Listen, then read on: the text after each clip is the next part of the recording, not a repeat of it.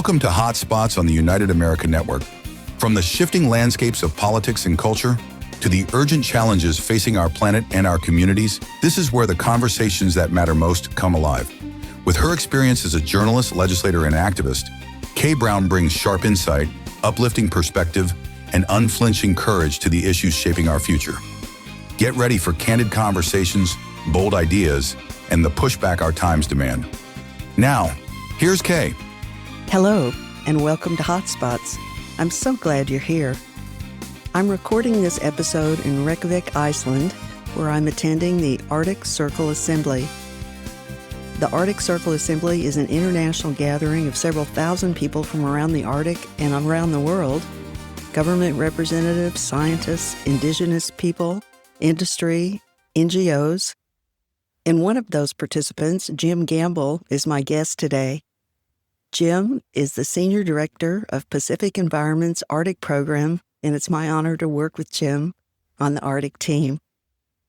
Jim, tell me a little bit about the work Pacific Environment is doing. Thanks, Kay. I appreciate the opportunity to talk to you. Pacific Environment works broadly in the world. We are a small NGO with global reach. We have programs that encompass Arctic, as we're speaking about now, but also climate from a shipping maritime perspective, plastics from a keeping plastic out of the ocean perspective. We have a marine program that deals with marine protected areas, primarily now working in Southeast Asia, but expanding across the globe as we try to protect 30% of the world's oceans by 2030. In this podcast today, we're going to be discussing the climate crisis, the Arctic meltdown, and the implications of that for the rest of the world. As we've heard here in Reykjavik from scientists, the Arctic is warming at an unprecedented and alarming level 4 times faster than elsewhere in the world. The Arctic meltdown is happening more rapidly than was previously thought, and that's having global implications.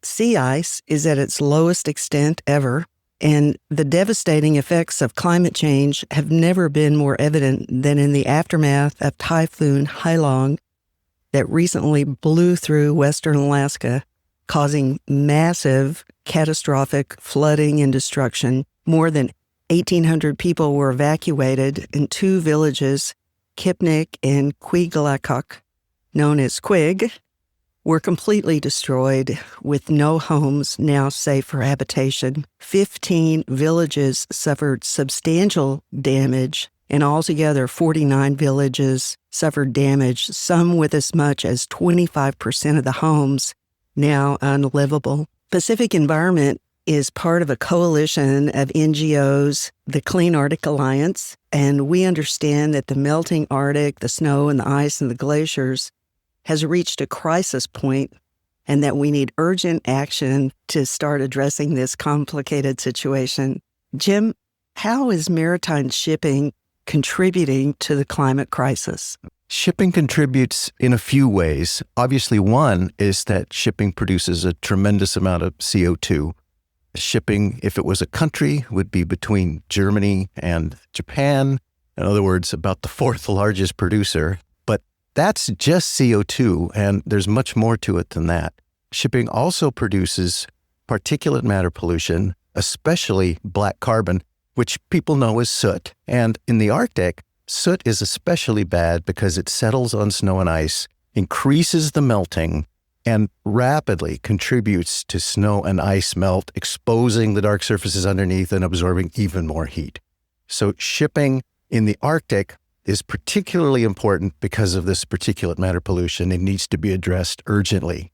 We talk about the triple planetary crisis of pollution, biodiversity loss, and climate change. How do these crises interrelate, and what are we doing to try to resolve them? Yeah, triple planetary crisis is important because pollution, biodiversity loss, and climate change all feed and add to each other. If we address pollution, it helps, but unless we address the other factors as well, we're not going to give the planet enough of a respite to recover from these problems. They're all produced by various means. So concentrating on shipping, we can address all 3.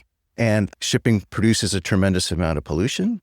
Shipping, as we've discussed before, contributes to climate change because of the emissions of black carbon and CO2 and methane in some cases. And shipping contributes to biodiversity loss because via noise and via physical disturbance, shipping interferes with marine life all the way from phytoplankton to the largest whales and everything in between. So we can address all three of those by working on the shipping industry. How does the loss of sea ice and glacier melt affect the global climate? This affects the climate in a number of ways. Of course, as the ice melts, it contributes more fresh water into the marine system. And that's important because of the sort of the delicate balance between fresh and salt water that produces currents that bring warm water north and take cold water south. So these currents can be interrupted, and we're seeing that now in the Gulf Stream.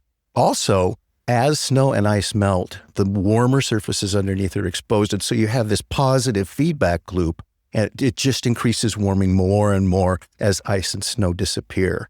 And then you can think of the Arctic as a global climate regulator in the sense that it acts almost like an air conditioning system, cooling the rest of the planet. And so as the Arctic warms, the planet warms much more quickly. And you can think of it as more energy in the system. As things warm, there's more energy. That's why we're seeing bigger storms. That's why we're seeing more amplified effects as climate change worsens.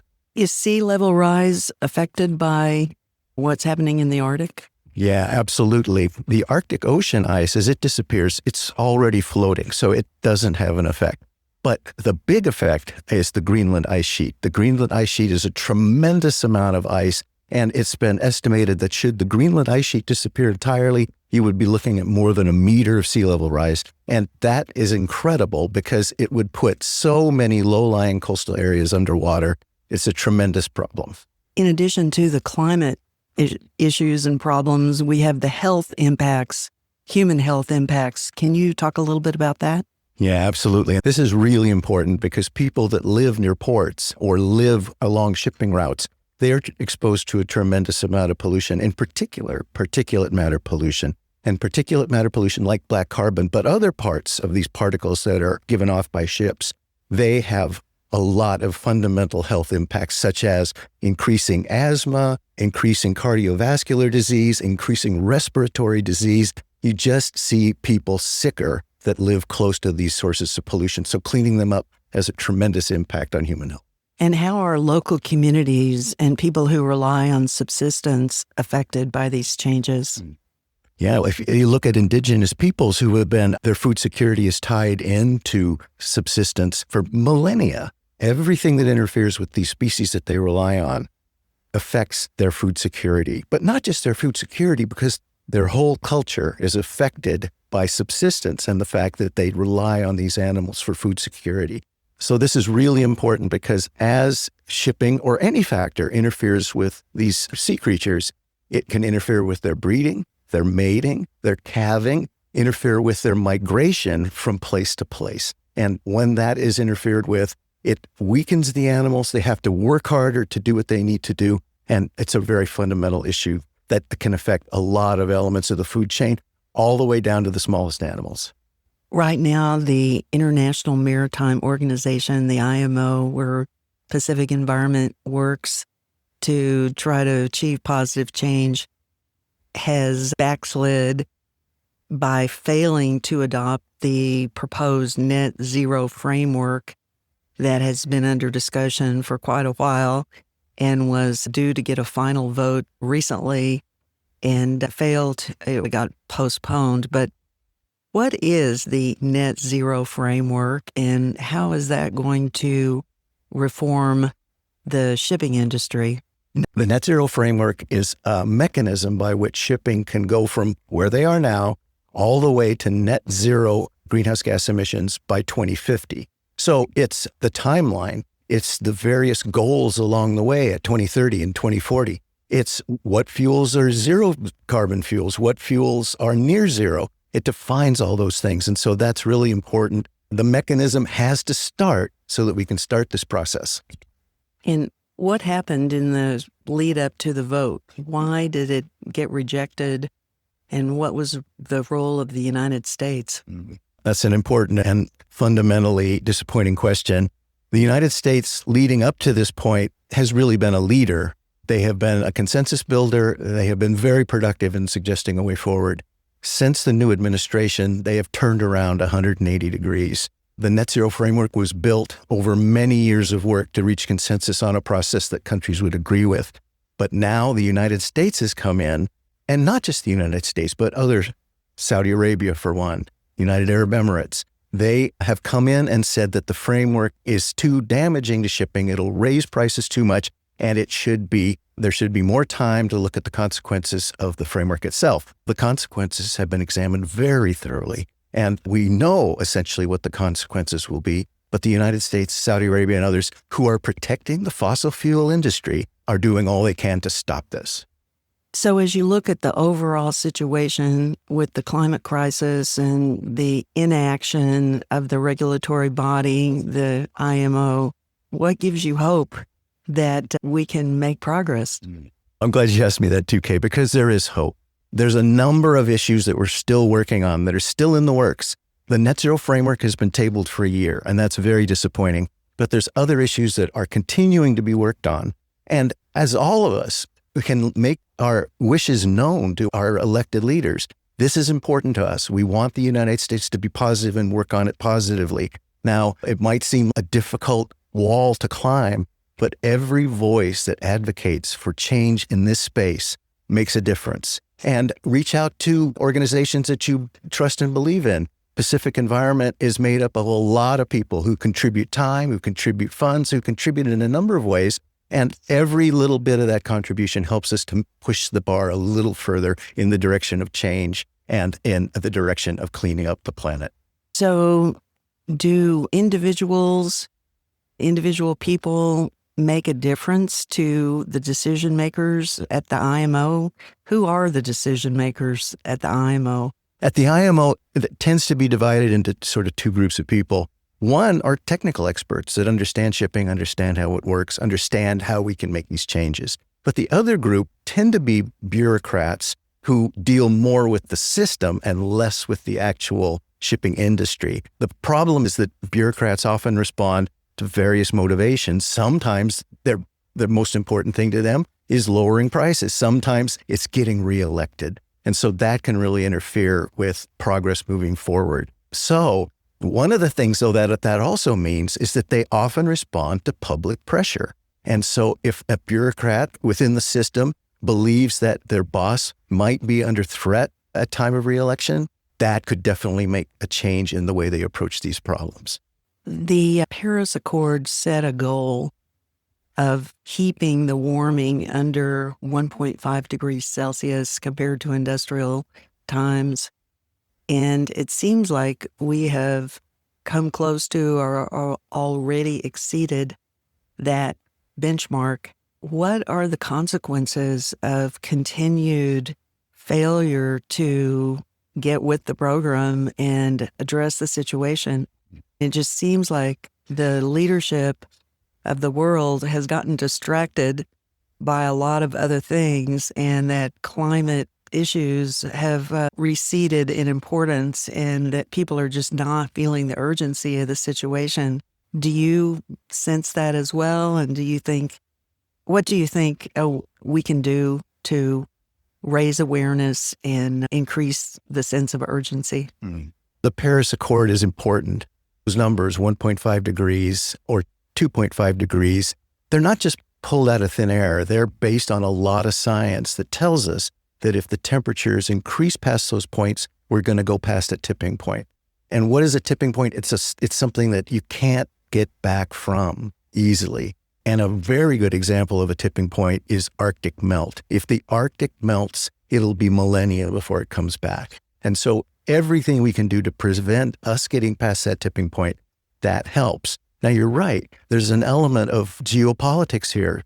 Issues become important. They recede in importance based on a number of factors. But I think there's a couple of things. Bad news at the IMO can drive change elsewhere. Countries that are committed to change, they'll work on other things that will also reduce the pressure on the planet from climate change. There are opportunities to continue to work on this. We've had one setback, but that setback might drive change in other places, and we might be able to get where we need to go. It's really important that we work on this in the next 3 to 5 years. They're critical. And so that's why we're really concentrating on these issues now. Thank you so much, Jim, for visiting with me today. As we've been discussing, it's really urgent to get something done about the Arctic meltdown, which is rapidly accelerating. Unchecked black carbon emissions from Arctic shipping represent a clear and present danger to the integrity of the Arctic's cryosphere and global climate stability, as well as the health and well-being of Arctic indigenous and coastal communities. Cutting black carbon emissions will result in immediate climate benefits that slow warming in the Arctic and improve public health. I hope you'll join us again next week for Hotspots. Climate change is a huge problem, and it's going to take a movement to ensure that our leaders respond to the urgency of this situation. At United America Network, we're working to build a movement for a clean and healthy future, and we invite you to join us. Thanks for being here. This is what democracy sounds and looks like. You've been listening to Hotspots with Kay Brown, where tough issues meet thoughtful conversation. Stay engaged, stay inspired, and join us again as we spotlight the struggles, solutions, and stories that fuel resilience and change. Until next time, keep your fire burning. Hotspots is a production of the United America Network and is available on most major podcast platforms, as well as from UnitedAmericaNetwork.com. This is what democracy sounds and looks like.